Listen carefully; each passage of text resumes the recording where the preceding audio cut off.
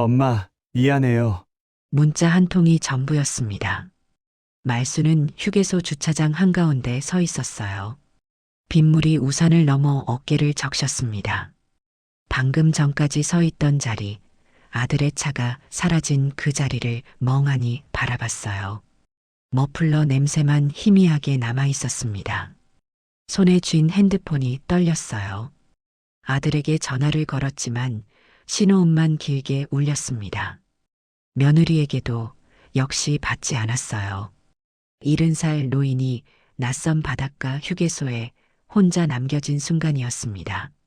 지갑을 열어보니 5만 원이 전부였어요. 말수는 천천히 고개를 들어 하늘을 올려다봤습니다. 먹구름이 낮게 깔려 있었고 비는 점점 더 세차게 쏟아지고 있었습니다. 새벽 5시 말수는 재래시장 셔터를 마지막으로 올렸습니다. 쇠 긁히는 소리가 어둠을 갈랐죠. 40년을 매일 듣던 소리였지만 오늘은 달랐습니다. 오늘이 정말 마지막이라는 걸 알았으니까요. 스테인리스 국자를 들고 육수를 저었습니다. 김이 모락모락 피어오르며 말순의 얼굴을 적셨어요. 멸치와 다시마 냄새가 좁은 주방을 가득 채웠습니다. 이 냄새도 이 김도 오늘로 끝이었죠. 첫 손님이 들어왔습니다. 10년 넘게 아침마다 들르던 김 사장님이었어요. 말수는 능숙하게 국밥 한 그릇을 내밀었습니다. 김 사장님이 숟가락을 들다 말고 물었죠. 사장님, 진짜 오늘로 끝이에요? 네, 이젠 쉬어야죠. 말순의 목소리는 담담했습니다. 하지만 손끝은 미세하게 떨렸어요. 국자를 내려놓으며 앞치마 주머니를 만졌습니다. 거기엔 남편이 10년 전에 써준 쪽지가 들어 있었죠. 힘들면 하루 쉬어라는 짧은 글씨였습니다. 오전 10시 마지막 손님이 나갔습니다. 말수는 천천히 불을 껐어요. 가스레인지의 파란 불꽃이 스르륵 사라지는 걸 오래 바라봤습니다.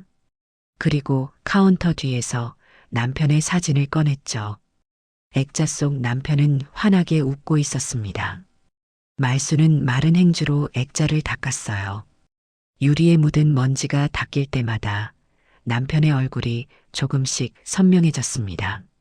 여보, 나도 이제 쉴래요. 말순의 목소리가 작게 떨렸습니다. 그녀는 액자를 가슴에 꼭 안았어요.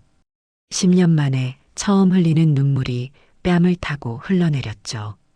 밖에서 비가 내리기 시작했습니다. 빗방울이 간판을 두드렸어요. 말순인의 국밥이라는 글씨가 빗물에 번져 흐려졌습니다.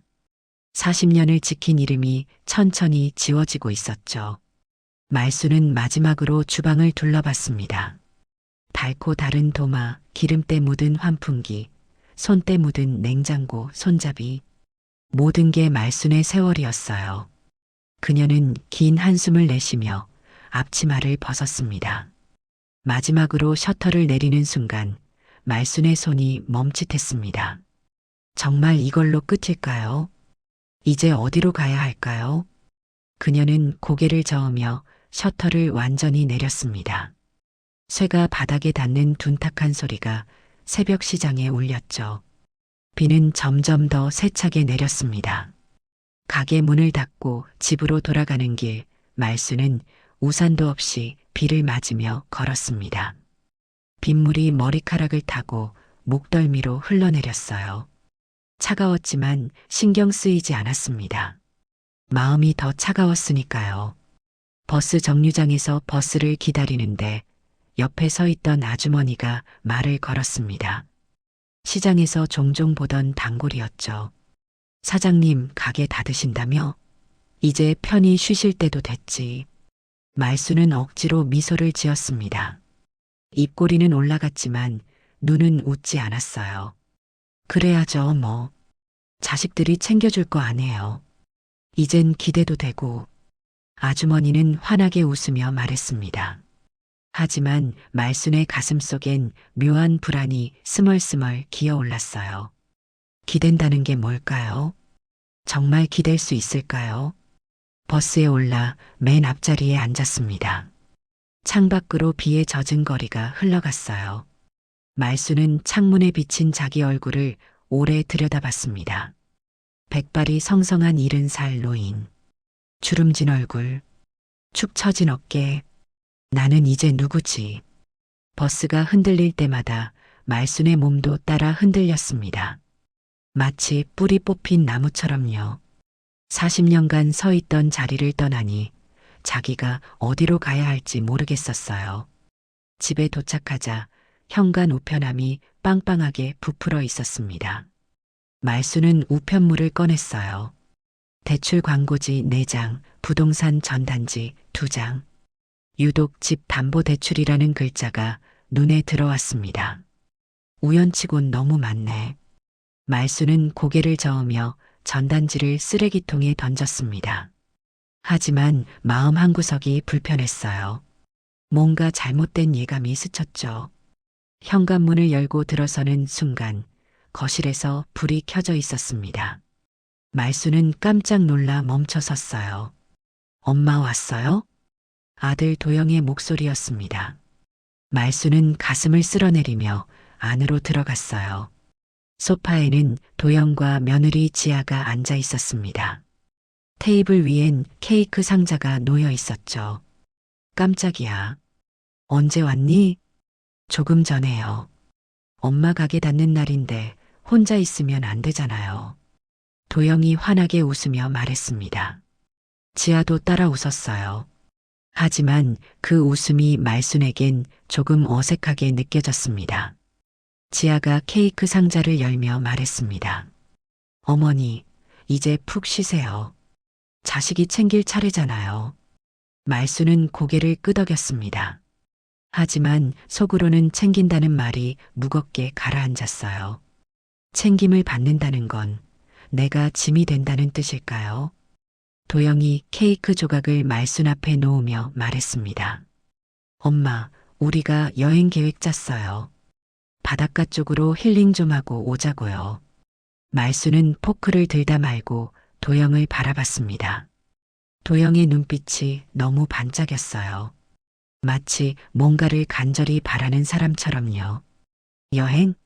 갑자기? 엄마 건강도 챙기고 우리도 효도 좀 하고. 지아가 거들었습니다.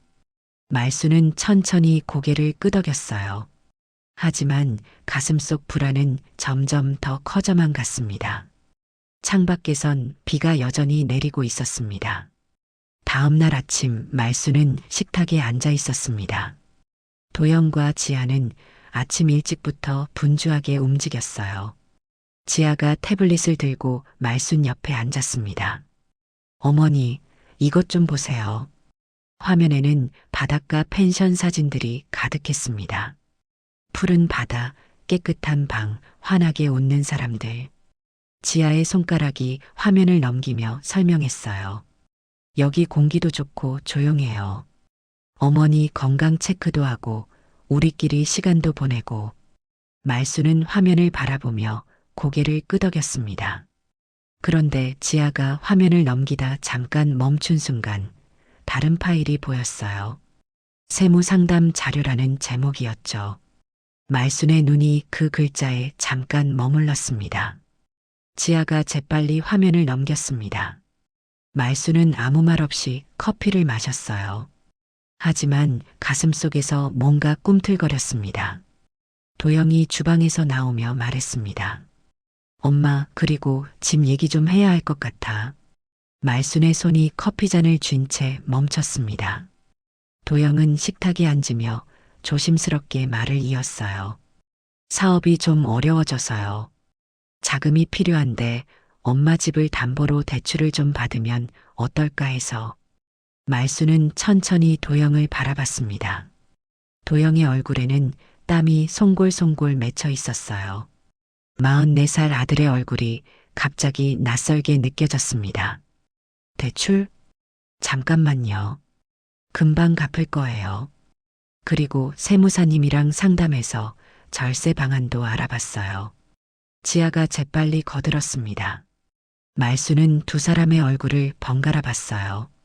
간절함과 초조함이 뒤섞인 표정들이었죠. 얼마나 필요한데? 한 3천만 원 정도요. 엄마 집이면 충분해요. 말수는 입술을 깨물었습니다. 3천만 원. 작은 돈이 아니었어요. 그 집은 남편과 함께 30년을 모아 산 집이었습니다.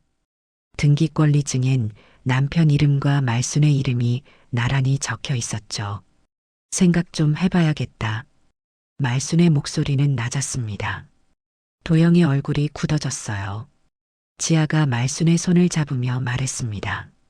어머니, 우리가 엄마한테 손 벌리는 게 얼마나 마음 아픈지 알아요. 근데 가족이잖아요. 가족. 그 단어가 말순의 가슴을 찔렀습니다. 가족이니까 도와야 하는 걸까요? 가족이니까 모든 걸 내줘야 하는 걸까요? 말순은 천천히 고개를 끄덕였습니다. 도영과 지아의 얼굴이 환해졌어요. 고마워요, 엄마. 여행 다녀와서 바로 절차 진행할게요. 말순은 아무 대답도 하지 않았습니다. 그저 창밖을 바라봤어요. 하늘은 여전히 흐렸고 비가 올 것 같았습니다. 그날 밤 말순은 서랍을 열고 등기권리증을 꺼냈습니다. 오래된 종이 냄새가 코끝을 스쳤어요. 남편이 그어놓은 빨간 밑줄이 말순의 이름 아래 선명하게 남아 있었습니다. 말순은 종이를 가슴에 꼭 안았습니다. 남편의 체온이 아직 남아있는 것 같았어요. 여보, 내가 제대로 하는 거 맞죠? 대답은 없었습니다. 다만 창밖에서 빗소리만 들려왔죠. 토요일 아침 비가 내렸습니다. 말순은 작은 여행 가방을 들고 현관문을 나섰어요. 도영의 차가 아파트 앞에 서 있었습니다. 지아가 뒷좌석 문을 열어주며 환하게 웃었죠. 어머니, 타세요. 오늘 날씨는 안 좋지만 내일은 맑대요. 말순은 차에 올라탔습니다. 차 안에는 커피 향이 가득했어요. 지아가 준비한 캔커피가 컵홀더에 꽂혀 있었습니다. 어머니, 이거 드세요. 달콤해요. 말순은 캔커피를 받아 한 모금 마셨습니다. 유난히 단맛이 강했어요. 혀끝이 얼얼할 정도였죠. 말순은 고개를 저으며 캔을 내려놓았습니다. 차는 고속도로를 달렸습니다. 빗줄기가 차창을 두드리며 흘러내렸어요. 와이퍼가 좌우로 움직이는 소리만 규칙적으로 들렸습니다. 말순은 창밖을 바라보며 멍하니 있었어요. 2시간쯤 달렸을까요? 차가 한적한 휴게소에 멈춰 섰습니다. 도영이 말했어요. 잠깐 쉬었다 갈게요. 화장실도 다녀오시고. 말순은 천천히 차에서 내렸습니다. 빗방울이 얼굴에 튀었어요. 차가웠지만 정신이 번쩍 들었습니다. 지아가 우산을 펼쳐 말순에게 건넸죠. 천천히 다녀오세요. 우린 여기서 커피 마시고 있을게요. 말순은 우산을 받아들고 휴게소 건물로 걸어갔습니다.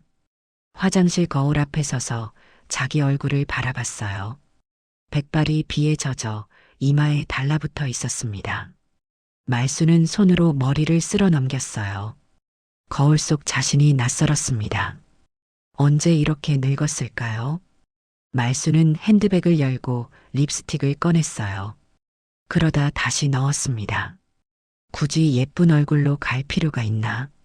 화장실을 나와 주차장으로 돌아왔습니다. 그런데 이상했어요.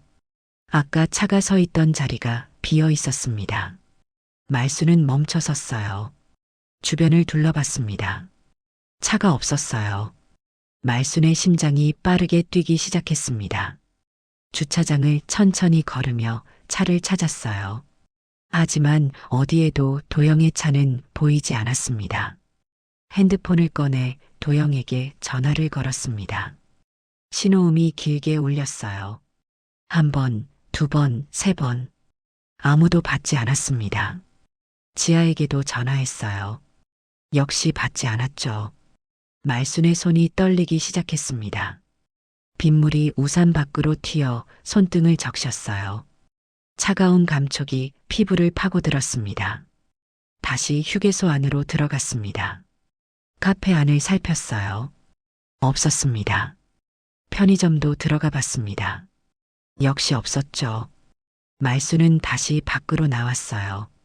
주차장 한가운데 서서 하늘을 올려다봤습니다. 먹구름이 낮게 깔려 있었어요. 비는 점점 더 세차게 내렸습니다. 말수는 주머니에서 핸드폰을 다시 꺼냈습니다. 화면에 알림이 하나 떠 있었어요. 문자였습니다. 도영에게서 온 문자였죠. 엄마, 미안해요. 우린 먼저 갈게요. 말순의 손에서 핸드폰이 떨어질 뻔했습니다. 가까스로 붙잡았어요. 다시 문자를 읽었습니다. 글자 하나하나가 선명했습니다. 하지만 의미가 이해되지 않았어요. 먼저 간다고요. 어디로요? 왜요? 말수는 그 자리에 우두커니 서 있었습니다. 빗물이 우산을 넘어 어깨를 적셨어요. 옷이 젖어 무겁게 가라앉았습니다. 하지만 말수는 움직이지 못했어요. 주차장에 차 한 대가 들어왔습니다. 말수는 반사적으로 그쪽을 봤어요. 다른 차였습니다. 말순의 입술이 바르르 떨렸습니다. 말수는 휴게소 벤치에 앉았습니다. 우산을 접어 옆에 놓았어요. 비를 맞았지만 신경 쓰이지 않았습니다. 온몸이 젖어 들어가는데도 아무 느낌이 없었어요. 핸드폰을 다시 꺼냈습니다. 도영에게 전화를 걸었어요. 여전히 받지 않았습니다. 지아에게도 걸었죠. 역시 신호음만 길게 울렸어요. 내가 뭘 잘못했지. 말수는 속으로 되뇌었습니다. 아들을 키우며 뭘 잘못했을까요? 40년을 시장에서 국밥을 팔며 학비를 댔어요. 결혼할 때 집도 마련해줬죠. 그런데 왜 이렇게 버려진 걸까요? 빗물이 벤치 아래로 흘러내렸습니다. 말순의 신발이 물에 잠겼어요. 양말이 축축하게 젖어 발가락 사이로 차가움이 스며들었습니다. 시간이 얼마나 흘렀을까요? 말수는 시계를 봤어요. 오후 3시였습니다. 1시간 넘게 이 자리에 앉아 있었던 거예요. 그때 누군가가 다가왔습니다. 말수는 고개를 들었어요. 우비를 입은 노인이 서 있었습니다. 75쯤 돼 보이는 남자였죠. 할머니, 여기 오래 계시면 안 돼요. 노인의 목소리는 낮고 단단했습니다. 말수는 아무 대답도 하지 않았어요. 그저 멍하니 앞을 바라볼 뿐이었습니다. 노인이 우비 주머니에서 수건을 꺼냈습니다. 말순의 어깨에 걸쳐줬어요. 따뜻한 온기가 전해졌습니다. 비 맞으면 감기 걸려요. 일어나세요. 말수는 천천히 노인을 올려다봤습니다. 주름진 얼굴이었지만 눈빛은 선명했어요. 말수는 입술을 떨며 말했습니다. 전 버려졌어요. 노인이 잠시 침묵했습니다. 그리고 말순 옆에 앉았어요. 빗물이 노인의 우비를 타고 흘러내렸습니다. 가족한테요? 말수는 고개를 끄덕였습니다. 목이 메어 말이 나오지 않았어요. 노인은 한숨을 길게 내쉬었습니다. 요즘 그런 일이 많아요. 바닷가 쪽에선 특히. 말순이 노인을 돌아봤습니다. 노인은 먼 바다를 바라보며 말을 이었어요. 저는 이만호예요. 해양경찰 출신이죠. 은퇴하고 이 근처에 살아요. 말순이에요. 말순의 목소리는 겨우 들릴 정도로 작았습니다. 만호는 고개를 끄덕이며 말했어요. 말순 씨, 지금 어디 갈 데 있어요? 말순은 고개를 저었습니다. 갈 곳이 없었어요. 집은 서울에 있었고 여기는 남해안 어딘가였습니다. 지갑을 열어봤어요. 현금이 5만 원밖에 없었습니다. 일단 몸부터 말리세요. 제가 아는 여인숙이 있어요. 낯선 분한테 신세지면 안 되죠. 말순이 고개를 저으며 말했습니다. 만호는 씁쓸하게 웃었어요. 신세라뇨. 사람 사는 게 원래 그런 거예요. 젖은 자리 옮겨 앉는 거죠. 말수는 만호의 얼굴을 오래 바라봤습니다. 처음 보는 사람인데 묘하게 믿음이 갔어요. 아니, 믿을 수밖에 없었습니다. 지금 의지할 곳은 이 낯선 노인뿐이었으니까요. 만호가 일어서며 손을 내밀었습니다. 말수는 그 손을 잡고 천천히 일어섰어요. 다리에 힘이 없었습니다. 만호가 말순의 팔을 잡아 지탱해줬죠. 천천히 걸어요. 멀지 않아요. 두 사람은 비를 맞으며 천천히 걸었습니다. 말순의 신발에서 물이 찰랑거렸어요. 하지만 이상하게 마음이 조금 가벼워졌습니다. 혼자가 아니라는 게 이렇게 큰 위로가 될 줄 몰랐어요. 여인숙은 항구 근처 골목 안쪽에 있었습니다. 낡은 2층 건물이었어요. 페인트가 벗겨진 간판에 바다장 여인숙이라고 적혀 있었습니다. 만호가 문을 열고 들어섰습니다. 말수는 그 뒤를 따랐어요. 현관에서 곰팡이 냄새가 났습니다. 오래된 나무 마루가 삐걱거렸죠. 아주머니 계세요? 만호가 안으로 소리쳤습니다. 안쪽에서 50대쯤 돼 보이는 여자가 나왔어요. 앞치마를 두른 여인숙 주인이었습니다. 어머, 이만호 씨. 오늘 비 오는데 웬일이에요? 빈방 있어요? 이분이 급하게 묵을 데가 필요해서 주인이 말순을 위아래로 훑어봤습니다. 젖은 옷, 흐트러진 머리, 떨리는 손. 주인의 눈빛이 부드러워졌어요. 2층 끝방 비어 있어요. 들어가세요. 말수는 고개를 숙여 인사했습니다. 주인이 계단을 올라가며 말했어요. 일단 옷부터 갈아입으세요. 수건이랑 마른 옷 가져다 드릴게요. 방은 작았습니다. 싱글 침대 하나, 낡은 옷장 하나, 작은 탁자가 전부였어요. 창문 너머로 바다가 보였습니다. 파도 소리가 희미하게 들렸죠.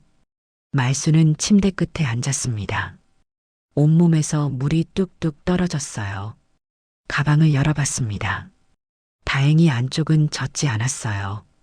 남편의 사진이 비닐에 쌓여 그대로 있었습니다.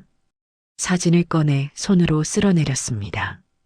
액자 속 남편이 환하게 웃고 있었어요.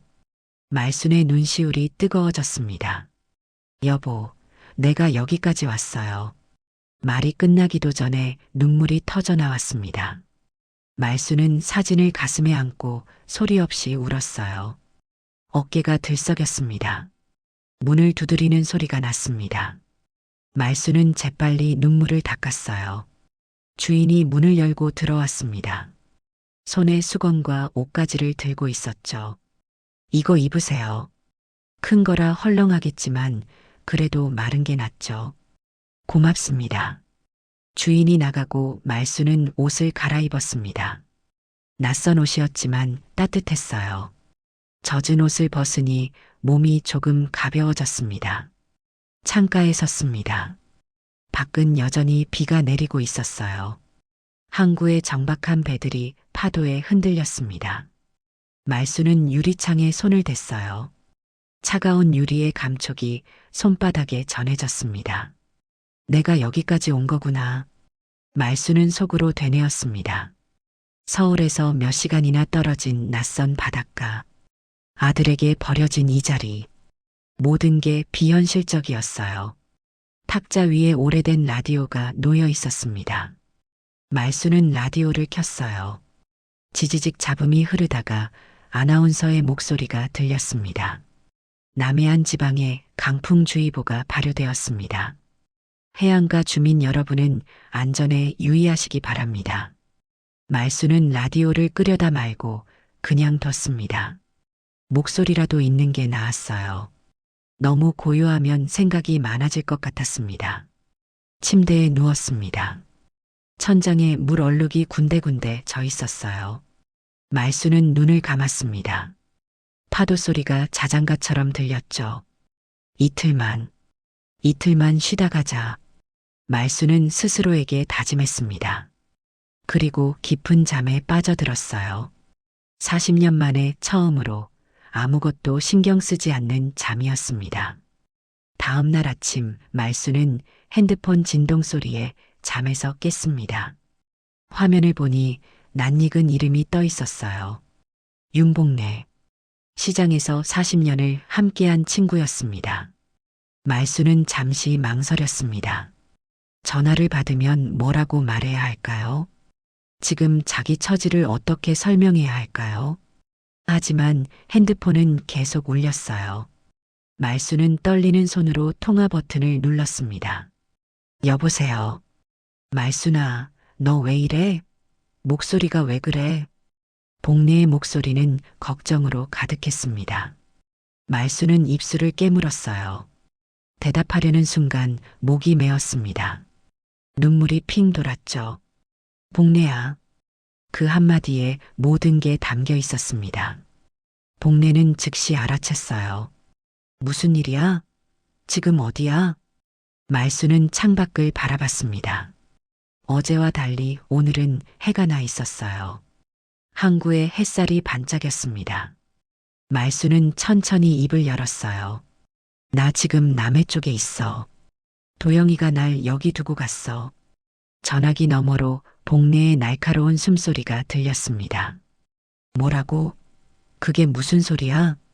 말수는 어제 있었던 일을 천천히 이야기했습니다. 휴게소에서 차가 사라진 것, 문자 한 통, 낯선 여인 숲. 말하는 내내 목소리가 떨렸어요. 복래는 중간중간 한숨을 쉬었습니다. 그 자식이 정말 내가 당장 가서 아니야. 괜찮아.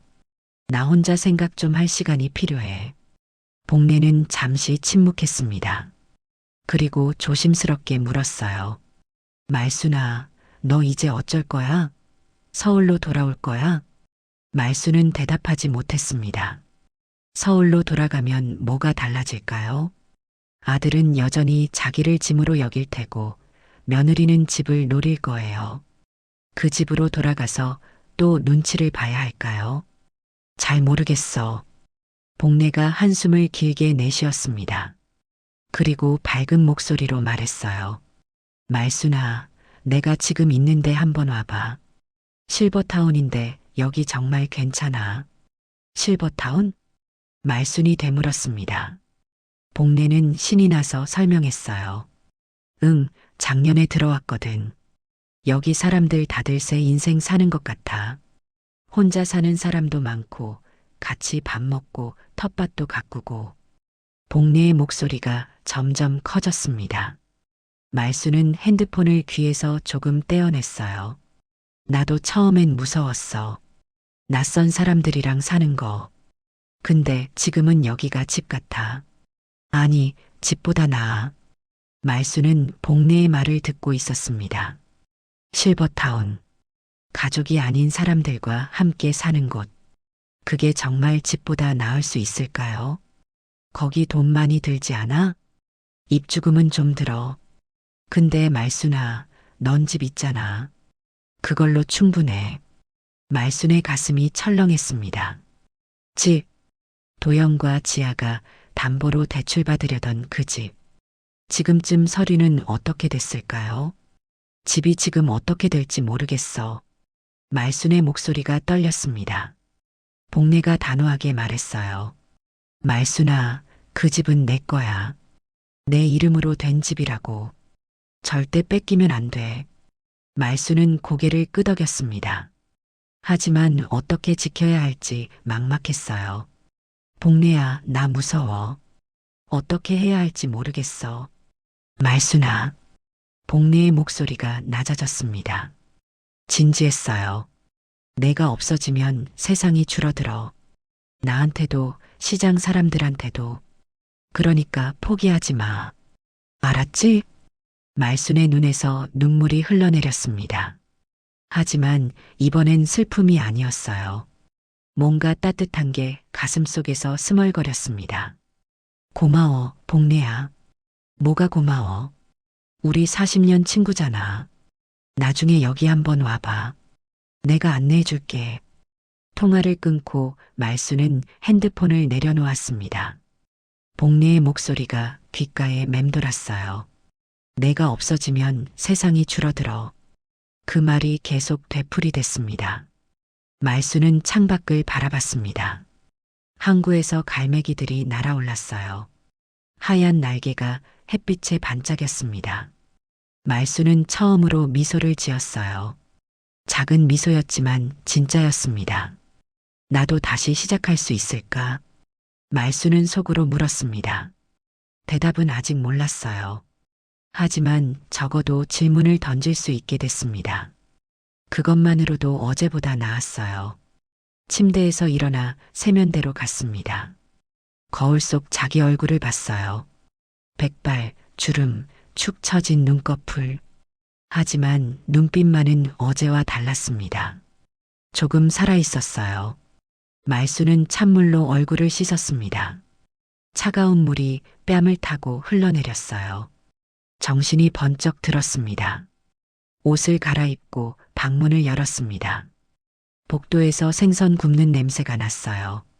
배에서 꼬르륵 소리가 났습니다. 말수는 계단을 내려갔어요. 한 걸음씩 내디딜 때마다 다리에 힘이 들어갔습니다. 여인숙 주인이 부엌에서 고개를 내밀었습니다. 일어나셨어요? 아침 드시고 가세요. 말수는 고개를 숙여 인사했습니다. 그리고 작은 목소리로 말했어요. 고맙습니다. 아침을 먹고 나오니 만호가 여인숙 앞에서 기다리고 있었습니다. 손에 작은 봉투를 들고 있었어요. 말순 씨, 잠깐 시간 있어요? 말수는 고개를 끄덕였습니다. 만호가 봉투를 내밀었어요. 이거 드세요. 빵이랑 우유예요. 아침 먹었어요. 나중에 배고프면 드세요. 그리고 오늘 할 일이 있는데 같이 가실래요? 말수는 만호를 올려다봤습니다. 할 일이라니요. 말수는 지금 아무것도 할 게 없었어요. 그저 이 낯선 바닷가에서 하루하루를 버티고 있을 뿐이었습니다. 무슨 일인데요? 항구 어물전에서 일손이 필요하대요. 간단한 거예요. 상자 정리하고 그런 거. 말수는 잠시 망설였습니다. 일을 한다고요. 40년을 일했는데 또 일을 해야 하나요? 하지만 여인 숙방에 가만히 앉아 있는 것보다는 나을 것 같았어요. 해볼게요. 만호의 얼굴이 환해졌습니다. 두 사람은 항구 쪽으로 걸었어요. 갈매기 울음소리가 머리 위에서 울렸습니다. 바다 냄새가 코끝을 간지렸어요. 비린내였지만 싫지 않았습니다. 어물전은 항구 입구에 있었습니다. 플라스틱 상자들이 산처럼 쌓여 있었어요. 고등어, 갈치, 오징어. 은빛 비늘들이 햇빛에 반짝였습니다. 아저씨 왔어요. 만호가 주인에게 인사했습니다. 50대 초반으로 보이는 남자가 고개를 들었어요. 오, 이만호 씨. 이분이 도와주실 분이에요? 네, 최말순 씨예요. 말순은 허리를 숙여 인사했습니다. 주인이 환하게 웃으며 말했어요. 어서 오세요. 일은 어렵지 않아요. 저기 빈 상자들 분류해서 쌓아두면 돼요. 말수는 고개를 끄덕이고 상자 쪽으로 갔습니다. 무릎을 굽히고 상자를 집어들었어요. 무릎이 욱신거렸습니다. 하지만 참을 만했어요. 상자를 분류하기 시작했습니다. 큰 것, 중간 것, 작은 것. 손을 움직이니 정신이 없었어요. 생각할 틈이 없었습니다. 오히려 좋았어요. 1시간쯤 지났을까요? 말순의 이마에 땀이 맺혔습니다. 등판이 축축하게 젖었어요. 하지만 몸을 쓰니까 마음이 가벼워졌습니다. 상자를 옮기다 손등에 고등어 비늘이 붙었습니다. 반짝이는 은빛 조각이었어요. 말순은 비늘을 떼어내며 빛에 비춰봤습니다. 작은 무지개가 번쩍였죠. 살아있네. 말순은 속으로 중얼거렸습니다. 비늘 하나에서도 생명이 느껴졌어요. 말순도 아직 살아있었습니다. 점심때가 되자 주인이 말순을 불렀습니다. 말순 씨, 밥 먹어요. 저는 괜찮아요. 아니에요. 이랬으면 밥 먹어야죠. 주인이 봉투를 건넸습니다.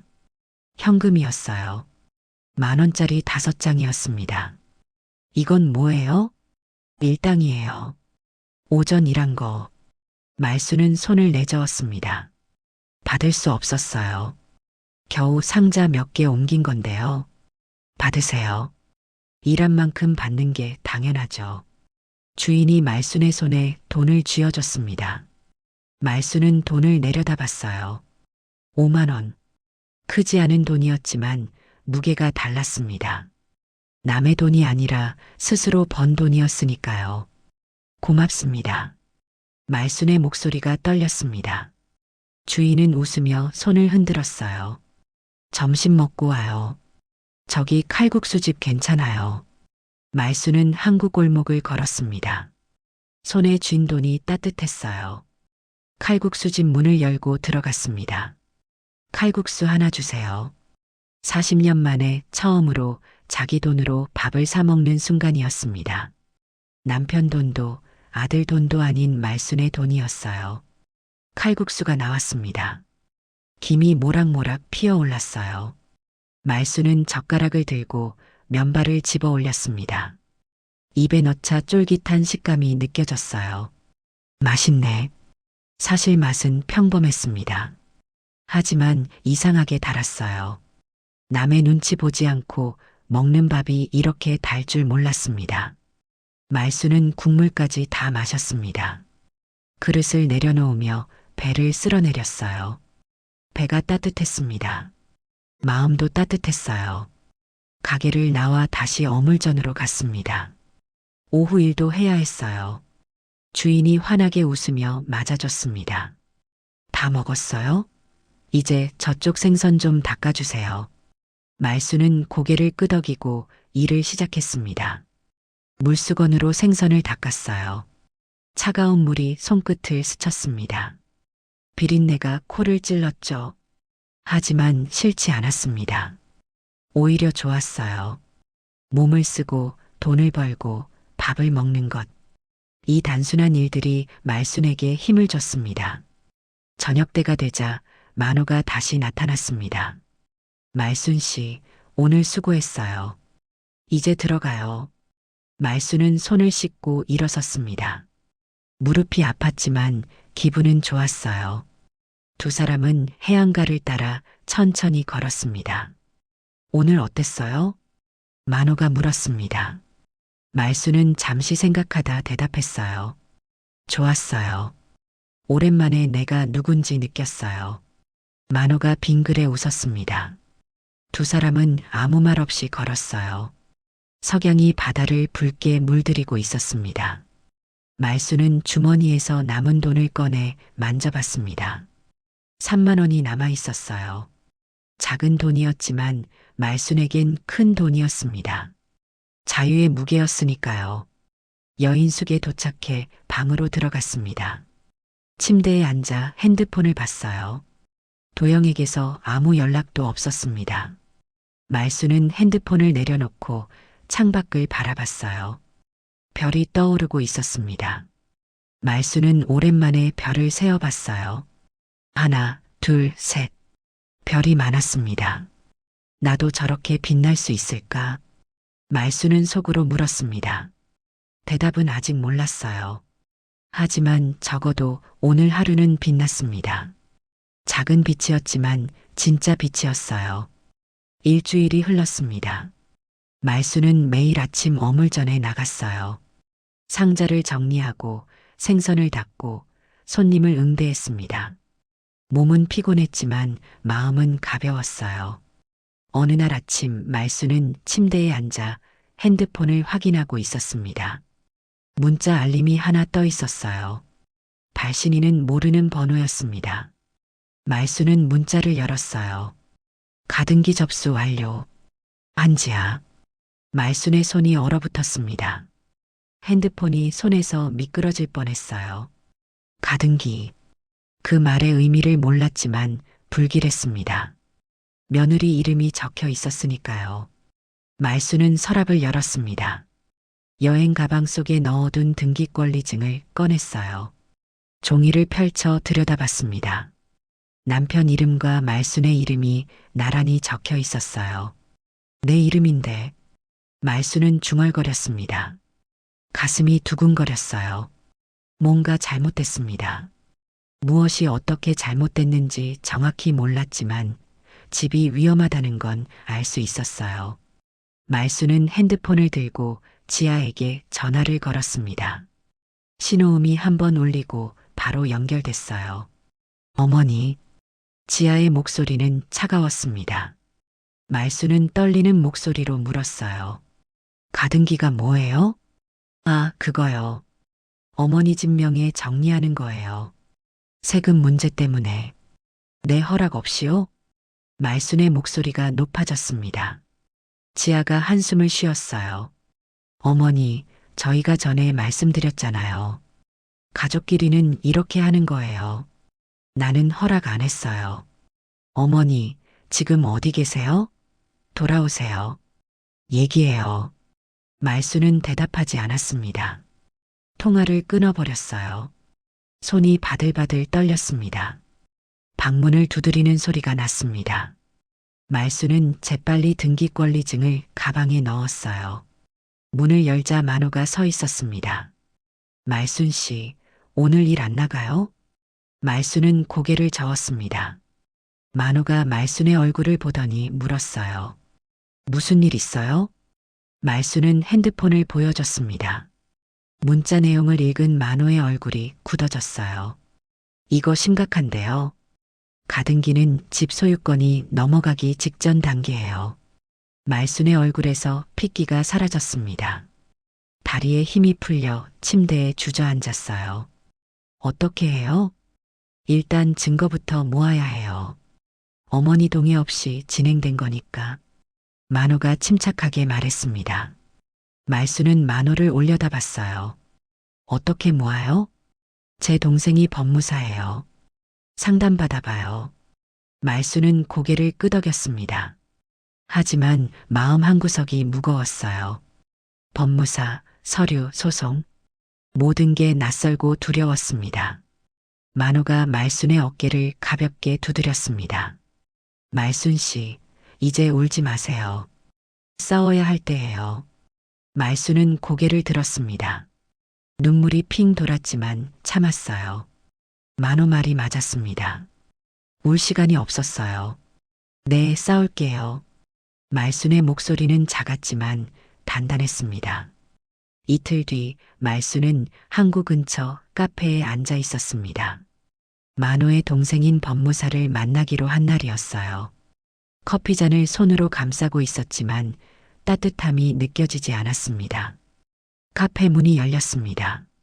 정장을 입은 남자가 들어왔어요. 30대 후반쯤 돼 보였습니다.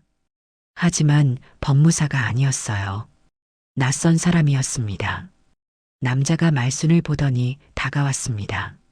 말순은 몸을 뒤로 빼며 경계했어요. 최말순 씨 맞으시죠? 남자의 목소리는 부드러웠습니다. 하지만 눈빛은 차갑고 날카로웠어요. 누구세요? 저는 한지아 씨 쪽에서 일하는 사람이에요. 잠깐 얘기 좀 하죠. 말순의 심장이 빠르게 뛰기 시작했습니다. 며느리가 사람을 보냈어요. 말순은 가방을 꼭 껴안았습니다. 할 얘기 없어요. 어머니, 오해가 있으신 것 같아서요. 가등기는 그냥 형식이에요. 남자가 말순 앞에 앉았습니다. 말순은 자리에서 일어나려 했지만 남자가 손을 들어 막았어요. 잠깐만요. 얘기만 들어보세요. 말순은 다시 앉았습니다. 하지만 가방 안에서 핸드폰을 꺼내 녹음 버튼을 눌렀어요. 만호가 알려준 대로였습니다. 어머님 서명은 이미 진행 중이에요. 법적으로 문제 없어요. 내가 서명 안 했어요. 말순의 목소리가 떨렸습니다. 남자는 씁쓸하게 웃었어요. 어머님, 가족끼리는 다 이렇게 처리해요. 세금도 아끼고 좋잖아요. 내 집인데 왜 남 이름으로 가요? 말순이 목소리를 높였습니다. 카페 안 사람들이 이쪽을 쳐다봤어요. 남자가 손을 내저으며 말했습니다. 어머님, 조용히 해요. 사람들이 봐요. 나는 상관없어요. 내 집은 내 거예요. 말수는 떨리는 손으로 커피잔을 집어들었습니다. 마시려다 내려놓았어요. 남자가 준 커피는 마실 수 없었습니다. 남자가 서류 봉투를 꺼내 테이블 위에 올렸습니다. 여기 서명만 하시면 돼요. 간단해요. 안 해요. 어머님, 이러시면 곤란해져요. 도영 씨 사업이 어려워서 그러는 거잖아요. 남자의 목소리가 낮아졌습니다. 협박처럼 들렸어요. 말수는 남자를 똑바로 바라봤습니다. 내가 누군지 아직 모르나 봐요. 나는 시장에서 40년을 버텼어요. 말순의 목소리는 이전과 달랐습니다. 단단하고 차가웠어요. 남자의 얼굴이 굳어졌습니다. 생각해 보세요. 나중에 후회하실 거예요. 남자가 일어서며 명함을 테이블에 던졌습니다. 말수는 명함을 보지 않았어요. 남자가 나가고 말수는 한참을 그 자리에 앉아 있었습니다. 손이 떨렸습니다. 온몸이 떨렸어요. 하지만 울지 않았습니다. 말수는 핸드폰을 꺼내 녹음을 멈췄어요. 파일을 확인했습니다. 제대로 녹음됐어요. 카페 문이 다시 열렸습니다. 이번엔 만호와 함께 온 남자였어요. 40대 초반으로 보이는 단정한 인상의 남자였습니다. 말순 씨, 제 동생 이준호예요. 법무사죠. 말순은 천천히 고개를 들었습니다. 준호가 말순 앞에 앉으며 말했어요. 아까 누가 다녀갔죠? 형한테 전화 왔어요. 브로커 같았어요. 말순이 작은 목소리로 대답했습니다. 준호가 고개를 끄덕이며 노트를 펼쳤어요. 녹음했어요? 네. 말순이 핸드폰을 내밀었습니다. 준호가 파일을 재생했어요. 남자의 목소리가 흘러나왔습니다. 준호의 표정이 진지해졌어요. 이거 증거로 쓸 수 있어요. 잘하셨어요. 말수는 안도의 한숨을 쉬었습니다. 작은 승리였지만 의미가 컸어요. 말수는 혼자가 아니었습니다. 그날 밤 말수는 여인 숙방에 혼자 앉아 있었습니다. 핸드폰이 울렸어요. 화면에 도영의 이름이 떠올랐습니다. 말수는 한참을 핸드폰을 바라봤어요. 받아야 할까요? 말수는 떨리는 손으로 통화 버튼을 눌렀습니다. 여보세요. 엄마. 도영의 목소리가 들렸습니다. 낮고 무거운 목소리였어요. 말수는 아무 대답도 하지 않았습니다. 엄마, 왜 그러세요? 우리가 뭘 잘못했어요? 말수는 입술을 깨물었습니다. 뭘 잘못했냐고요? 말순을 버리고 집을 빼앗으려 한 게 잘못이 아니라고요. 도영아, 너 나한테 뭘 한 건지 알아? 엄마 때문에 우리가 망했어요. 도영의 목소리가 갑자기 커졌습니다. 소리를 지르고 있었어요. 말순의 귀가 웅웅거렸습니다. 사업 망하는 건 엄마 집 하나면 막을 수 있었어요. 근데 엄마가 안 도와주잖아요. 그게 내 집인데. 말순의 목소리는 작았습니다. 하지만 단단했어요. 엄마는 이기적이에요. 자식 생각은 안 하고 혼자만 생각해요. 말순의 가슴이 찢어지는 것 같았습니다. 이기적이라고요. 40년을 자식을 위해 산 사람에게 이기적이라고 하다니요. 도영아, 나는 내가 그렇게 말할 사람이 아니야. 엄마가 뭘 알아요? 엄마는 시장에서 국밥이나 팔던 사람이잖아요. 말순의 눈에서 눈물이 흘러내렸습니다. 하지만 소리내어 울지 않았어요. 도영에게 우는 모습을 보이고 싶지 않았습니다. 그래, 국밥 팔던 사람이지. 그 돈으로 너 학교 보냈어. 그건 부모 당연한 의무잖아요. 말순은 더 이상 참을 수 없었습니다. 통화를 끊어버렸어요. 핸드폰을 침대에 던졌습니다. 온몸이 떨렸어요. 말수는 창가로 갔습니다. 밖은 어두웠어요. 항구의 불빛만 희미하게 반짝였습니다. 말수는 유리창에 이마를 댔어요. 차가운 감촉이 이마를 식혔습니다. 내가 뭘 잘못했지. 말수는 속으로 되뇌었습니다. 자식을 사랑했어요. 먹이고, 입히고, 가르쳤어요. 그런데 왜 이렇게 됐을까요? 왜 자식에게 이런 말을 들어야 할까요? 말수는 가방에서 남편 사진을 꺼냈습니다. 액자를 가슴에 안았어요. 남편의 얼굴이 흐릿하게 보였습니다. 눈물 때문이었어요. 여보, 내가 뭘 잘못한 거야? 대답은 없었습니다. 남편은 10년 전에 떠났어요. 말수는 이제 정말 혼자였습니다. 울음이 터져 나왔습니다. 소리 없이 울었어요. 어깨가 들썩였습니다. 눈물이 사진 유리를 적셨어요. 한참을 울고 나서 말수는 눈물을 닦았습니다. 거울을 봤어요. 눈이 퉁퉁 부어 있었습니다. 백발이 헝클어져 있었어요. 말수는 천천히 웃었습니다. 이상한 웃음이었어요. 슬픔과 분노가 섞인 웃음이었습니다. 이제 정말 끝이구나. 말수는 속으로 중얼거렸습니다. 아들은 떠났어요. 집도 잃을 것 같았습니다. 이제 남은 건 이 낯선 바닷가와 여인숙 방뿐이었어요. 말수는 침대에 누웠습니다. 천장의 물 얼룩을 바라봤어요. 얼룩이 마치 사람 얼굴처럼 보였습니다. 말수는 눈을 감았어요. 하지만 잠이 오지 않았습니다. 밖에서 파도 소리가 들렸습니다. 거칠고 무서운 소리였어요. 마치 말순의 마음속 같았습니다. 새벽 2시 말순은 잠에서 깼습니다. 밖에서 빗소리가 들렸어요. 폭우였습니다. 천둥이 하늘을 갈랐어요. 번개빛이 방 안을 순간적으로 환하게 비쳤습니다. 말순은 일어나 창문을 열었습니다. 찬바람이 얼굴을 때렸어요. 비가 세차게 쏟아지고 있었습니다.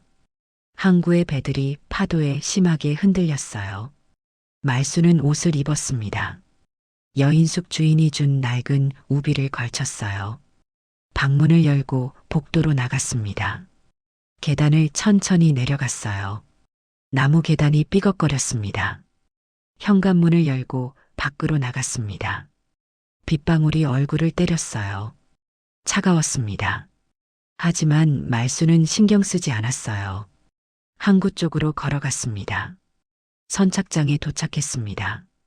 파도가 방파제를 넘어 물보라를 일으켰어요.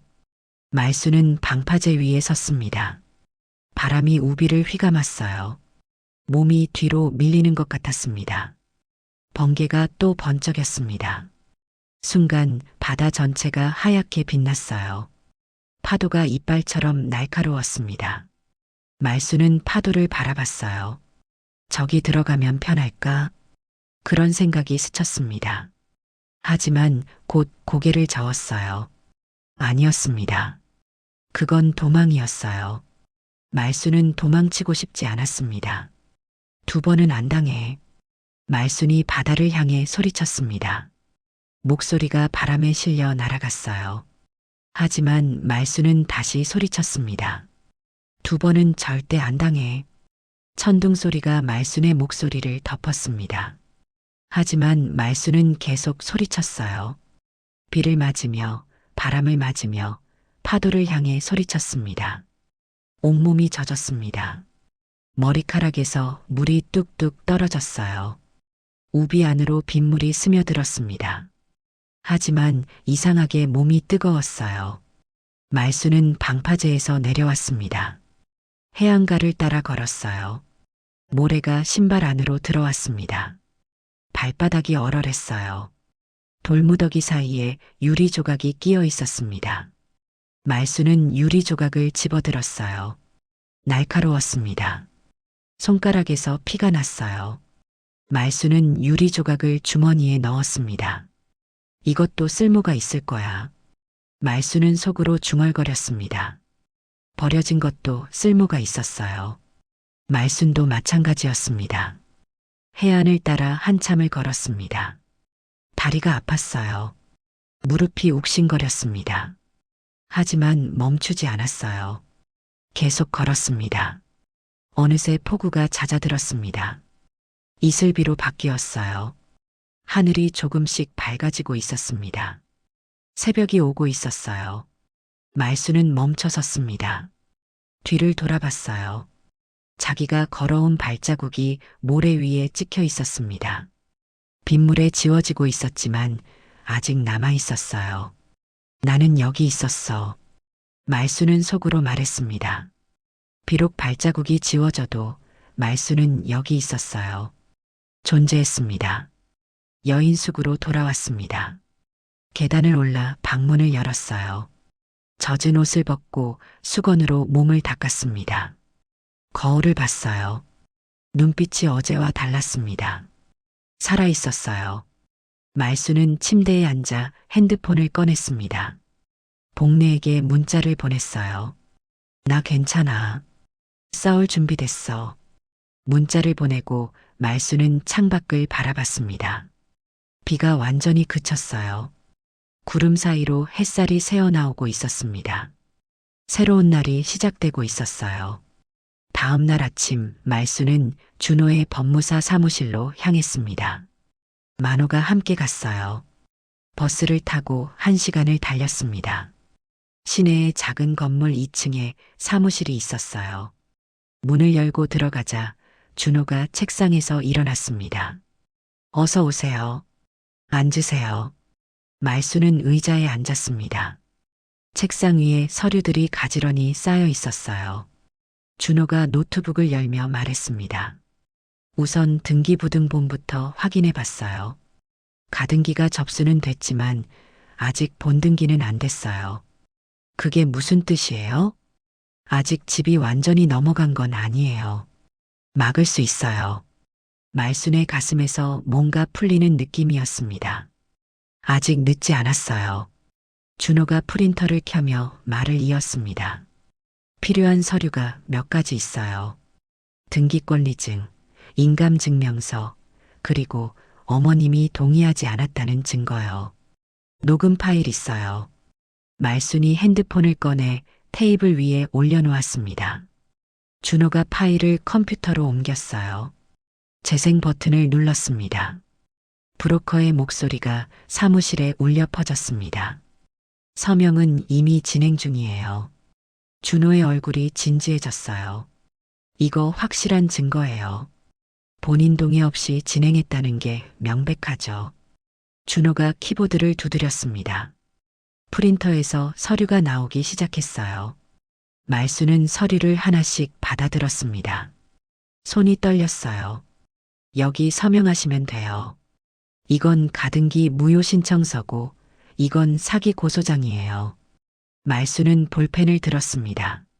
손끝이 떨렸지만 글씨는 또박또박 썼어요. 최말순. 자기 이름을 쓰는데 눈물이 날 뻔했습니다. 다 됐어요. 이제 등기소 가서 접수하면 돼요. 만호가 말순의 어깨를 두드렸습니다. 잘하셨어요. 이제 반은 끝난 거예요. 말순은 고개를 끄덕였습니다. 서류를 투명 파일에 넣었어요. 작은 종이 조각들이었지만 무게가 달랐습니다. 말순의 인생을 지킬 무기였으니까요. 등기소로 갔습니다. 대기표를 뽑았어요. 312번이었습니다. 전광판에는 280번이 표시되어 있었어요. 한참을 기다려야 했습니다. 말수는 의자에 앉아 기다렸습니다. 사람들이 왔다 갔다 했어요. 누군가는 웃고 누군가는 한숨을 쉬었습니다. 말수는 그저 앞을 바라봤어요. 숫자가 하나씩 올라갔습니다. 295, 300, 305. 점점 가까워졌어요. 말순의 심장이 빨리 뛰었습니다. 312번. 전광판에 번호가 떴습니다. 말순은 일어섰어요. 창구로 걸어갔습니다. 젊은 직원이 미소 지으며 말했어요. 무엇을 도와드릴까요? 가등기 무효 신청이요. 말순은 서류를 내밀었습니다. 직원이 서류를 검토했어요. 컴퓨터를 두드리며 확인했습니다. 접수 완료됐습니다. 영수증 드릴게요. 말수는 영수증을 받았습니다. 작은 종이였지만 무게가 느껴졌어요. 이 종이가 말순의 집을 지킬 거예요. 사무실로 돌아와 준호에게 영수증을 보여줬습니다. 잘하셨어요. 이제 복래 씨한테 연락하세요. 실버타운 상담 잡으시고. 말수는 고개를 끄덕였습니다. 복래에게 전화를 걸었어요. 2번 울리고 복래가 받았습니다. 말수나. 복래야, 나 상담 받고 싶어. 실버타운. 복래의 환한 목소리가 들렸습니다. 좋아. 내가 바로 예약해 줄게. 다음 주 어때? 좋아. 통화를 끊고 말수는 핸드폰을 내려다봤습니다. 캘린더에 파란 점이 찍혔어요. 다음 주 화요일. 새로운 시작의 날이었습니다. 2주일 뒤 말수는 서울로 돌아왔습니다. 준호와 만호가 함께였어요. 도영이 보낸 문자에는 집에서 만나자고 적혀 있었습니다. 말수는 자기 집 앞에 섰습니다. 30년을 산 집이었어요. 현관문 손잡이가 낯설지 않았습니다. 말수는 열쇠를 꺼내 문을 열었어요. 거실에 도영과 지아가 앉아 있었습니다. 테이블 위에 서류들이 펼쳐져 있었어요. 브로커도 옆에 서 있었습니다. 엄마 왔어요? 도영의 목소리는 딱딱했습니다. 말수는 대답하지 않고 소파에 앉았어요. 준호와 만호도 말순 옆에 앉았습니다. 이분들은 누구예요? 지아가 날카롭게 물었습니다. 말순이 조용히 대답했어요. 내 편이에요. 준호가 가방에서 투명 파일을 꺼냈습니다. 테이블 위에 올려놓았어요. 서류가 가지런히 정리되어 있었습니다. 무효 신청서, 녹음 파일, 증거 서류 전부 여기 있어요. 브로커의 얼굴이 굳어졌습니다. 지아가 서류를 집어들었어요. 읽는 동안 손이 떨렸습니다. 이게 뭐예요? 가등기 무효 신청이에요. 본인 동의 없이 진행된 거니까요. 준호가 차분하게 말했습니다. 도영이 벌떡 일어섰어요. 엄마, 왜 이러세요? 우리 가족인데. 가족이라고 다 용서되는 건 아니야. 말순의 목소리는 낮았지만 단단했습니다. 도영이 얼굴이 붉어졌어요. 엄마 혼자 뭘 할 수 있어요? 그 집 없으면 어디서 살 건데요? 내가 알아서 해. 말순이 가방에서 등기권리증을 꺼냈습니다. 테이블 위에 올려놓았어요. 남편 이름과 말순의 이름이 선명하게 보였습니다. 이 집의 주인은 나야. 내 아버지랑 나야. 말순이 등기권리증을 가리키며 말했습니다. 지아가 입술을 깨물었어요. 어머니, 그래도 도영이가 너무 힘들어요. 사업이 망하면 어떡해요? 그건 내가 책임질 일이야. 내 집으로 책임지라고 하지 마. 말순의 눈빛이 날카로웠습니다. 지아가 뒤로 물러섰어요. 준호가 녹음기를 테이블 중앙에 올려놓았습니다. 재생 버튼을 눌렀어요. 브로커의 목소리가 흘러나왔습니다. 어머님 서명은 이미 진행 중이에요. 브로커의 얼굴이 창백해졌습니다. 도영이 브로커를 돌아봤어요. 이게 뭐예요? 그건. 브로커가 말을 더듬었습니다. 준호가 차갑게 말했어요. 이 자리에서 거짓말하면 위증 증거가 돼요. 조심하세요. 침묵이 흘렀습니다. 아무도 말하지 않았어요. 말수는 천천히 일어섰습니다. 테이블 위에 서류를 정리하며 말했어요. 이 집에 관한 최종 결정권은 나한테 있어. 나 최말순. 말순의 목소리가 거실에 울렸습니다. 도영의 어깨가 축 처졌어요. 지아는 고개를 숙였습니다. 말순은 가방을 들고 현관으로 향했습니다. 만호와 준호가 따라 일어섰어요. 문 앞에서 말순은 돌아봤습니다. 도영아, 내 인생은 내가 책임져. 내 인생은 내가 산다. 말순은 문을 열고 밖으로 나갔습니다. 복도를 걸으며 가슴이 두근거렸어요. 무서웠지만 후회는 없었습니다. 엘리베이터를 타고 내려갔습니다. 로비에 나서자 햇살이 쏟아졌어요.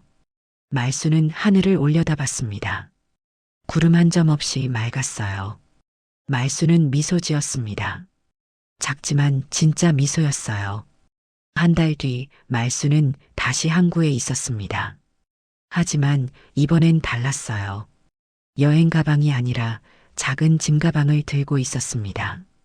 복례가 옆에 서 있었어요. 말수나 준비됐어? 응, 됐어. 두 사람은 항구를 천천히 걸었습니다.